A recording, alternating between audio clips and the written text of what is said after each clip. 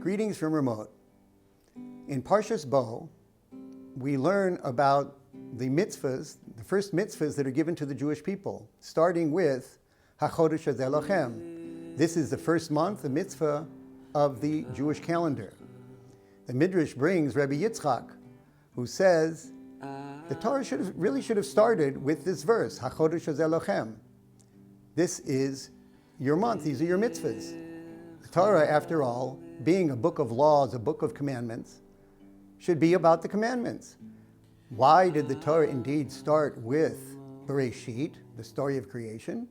So Rabbi Yitzchak brings a verse from Tehillim, Koach ma'asav higid la'amo, the strength of his actions, he tells to his people, Lotet lehem nachalat goyim, to give to them the inheritance of nations. Rashi starts the Chumash with this Midrash of Rabbi Yitzchak to tell us that this is our justification for Eretz Yisrael, that Hashem created the world, He gave the lands to the nations that He saw fit, and He gave us Eretz Yisrael. So I also think that Rabbi Yitzchak is telling us something basic about the nature of the Torah.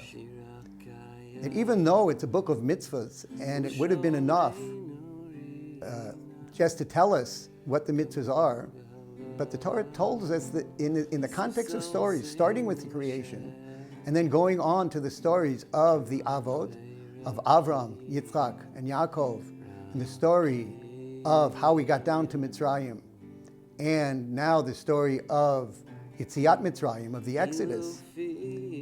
This gives us our identity of who we are as the Jewish people. Just like people have their own personal identity that are formed very much by the stories that they tell about themselves, that they tell to others and tell to themselves. Also, a nation forms its identity by the stories that it tells about itself and tells to each other. So we can learn from the Midrash of Rabbi Yitzchak that the mitzvahs being told in the context of stories, that this, in essence, puts the stories on the same level as the commandments themselves.